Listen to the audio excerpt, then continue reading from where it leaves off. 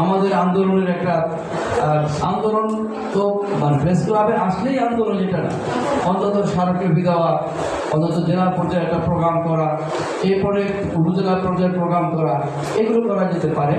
এবং বিশেষ করে স্মারকলিপি দেওয়া, সারা দেশে জেলা প্রশাসকের মাধ্যমে কমপক্ষে স্মারকলিপি দেওয়া, এই স্মারকলিপিটা খুবই দরকার, যেহেতু ঈদের আগেই।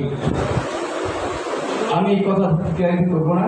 আর আরেকটা কথা এর সাথে সংযোগ করতে চাই, সেটা হচ্ছে যে বাংলাদেশের ইতিহাসে আমরা দেখিনি কোনোদিন যে আন্দোলন করতে যাইয়া কোনো আমাদের মানে সর্বোচ্চ নেতা চাকরি হারিয়েছেন, এবং কাউন্সিলের কমিটি গঠন এবং সকল কিছু ব্যতিক্রম হয়েছে। আমি মনে করি এই ব্যতিক্রমভাবে যেন এই কমিটি 3 বছরের উত্তীর্ণ হবে বেতন।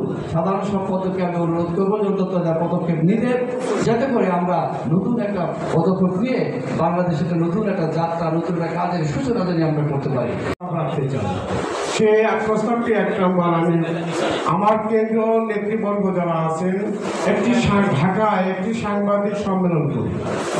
সাংবাদিক সম্মেলন করে আন্দোলনের পরবর্তী একটা আলটিমেটাম দিয়ে সরকার বাহাদুরকে জানাতে হবে যে আমরা এই সাংবাদিক সম্মেলনের মাধ্যমে এর মধ্যে যদি আমাদের বিভিন্ন দাবি পালন করা না হয়, মাধ্যমিক শিক্ষার আগে যদি অন্তত ওই বোনাস সহ মেডিকেল সহ যে দাবিগুলো আছে সেই দাবিগুলো পালন করা না হয়, তাহলে আমরা সামনে আন্দোলনের আলটিমেটাম একটা তারিখ দিয়ে প্রায় 30 বছর যাবৎ শিক্ষক সমিতির সাথে জড়িত।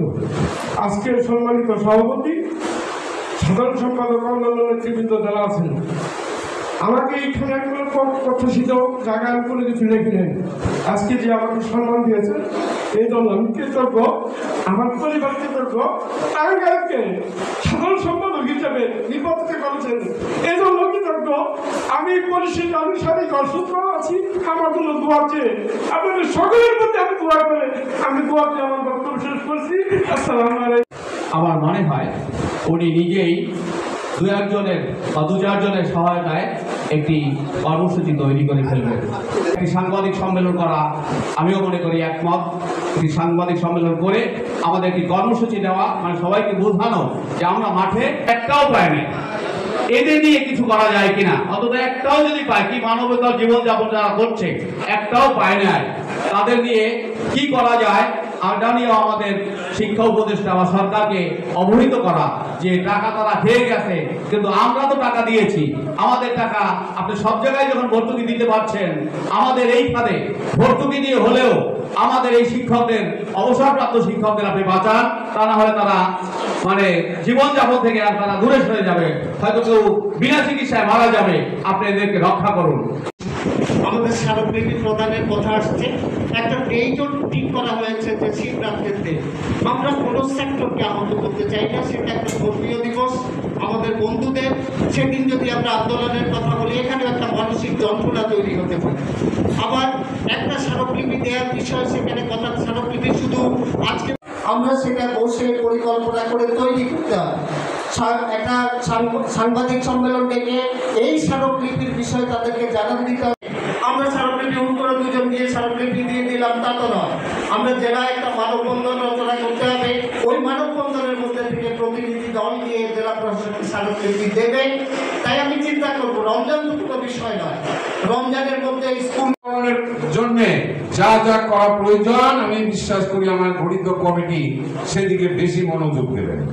আমার একান্তই আমার ব্যক্তিগত একটা প্রস্তাবনা।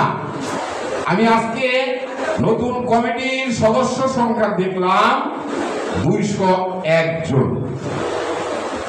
201 জন সদস্য সংখ্যা কেন? নবনির্বাচিত কমিটি প্রক্রিয়া শুরুকালীন একটা ব্যাংক অ্যাকাউন্ট খোলার মাধ্যমে এই আমাদের 10 লক্ষ টাকা দিয়েই আমরা সাধারণ শিক্ষকদের কাছে যাব, আমরা 10 লক্ষ টাকা দিয়েছি, এখন আপনারা দেবেন। এই অধিকারটা নিয়ে গেলে মনে হয় আমার ব্যক্তিগত কথা মনে হয় না আমার সারা একটু বেশি হবে। কষ্ট লাঘব করার জন্য আমাদের জাতীয়করণের সুবিধা আমাদের অর্জন করার একটু খোঁজ খবর নেওয়া বা মাথায় রাখা উচিত, সেটা আমি একটু শেয়ার করলাম। আর হচ্ছে আমরা কোঠার আন্দোলনে শিক্ষার্থীদের যখন পাত্তা না দেওয়া হয়েছে, এত গোড়ামি করলে আর স্বয়ং সৃষ্টিকর্তাও কিন্তু বিমুখ হয়ে যায়।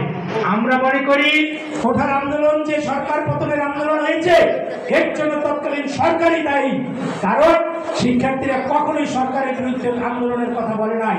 তারা শুধু তাদের ন্যায্য দাবি ছিল যে আমরা মেধার ভিত্তিতে চাকরি চাই, কোঠা নয়। এবং তারা কোঠা বাতিলও চায় না, তারা বলছিল কোঠার সংস্কার চায়। কিন্তু তাদের সাথে গোলামি করা হয়েছে। তাহলে যদি 23-এর শিক্ষকদের আন্দোলন, পরবর্তীতে শিক্ষা উপদেষ্টা, পাশাপাশি আমাদের যে শিক্ষক, এই দুই জনের বাইরেও শিক্ষা উপদেষ্টা আমাদের, বিশেষ করে পত্র পত্রিকার সম্পাদক বিন্দু পর্যন্ত আমাদের এই আন্দোলন সরকারি এবং বেসরকারি যে বৈষম্যর যে চিত্রটা এবং বৈষম্যটা যে পাহাড় সমান, সেটিকে আমরা এই সমাজে এস্টাবলিশ করতে পেরেছি। এর আগে, আন্দোলনের আগে অনেকে বলতো আপনাদের সরকার এত দেয়, আপনাদের হয় না। কিন্তু আপনার আমার আন্দোলনের ফলে, বিটিএর আন্দোলনের ফলে সেদিন এই সমাজে প্রতিষ্ঠিত হয়েছে সরকারি এবং বেসরকারি বৈষম্য সত্যিকার এই শিক্ষা ব্যবস্থায় পাহাড় সম। মহাসমাবেশ থেকে ঘোষণা হবে যদি বাজেটের পূর্বে মাননীয় শিক্ষা উপদেষ্টার কাছ থেকে, কারণ উনি দুটি মন্ত্রণালয়ে আছে, শিক্ষা এবং পরিকল্পনা। সুতরাং ওনার মুখ থেকে আমরা ঘোষণা চাই যে আপনাদের আন্দোলনের প্রয়োজন হবে না। আপনাদের এই দাবি দেওয়া পূরণের জন্য জাতীয়করণের লক্ষ্যে বিশেষ করে আমাদের পূর্ণাঙ্গ উৎসব ভাতা, সরকারি এবং বেসরকারি বৈষম্য যে বাড়ি ভাড়া এবং চিকিৎসা ভাতা, এই তিনটি আর্থিক ক্ষেত্রে বাজেটে বরাদ্দ থাকবে, সেই ঘোষণা আমরা বাজেটের পূর্বে ওনার কাছ থেকে চাই।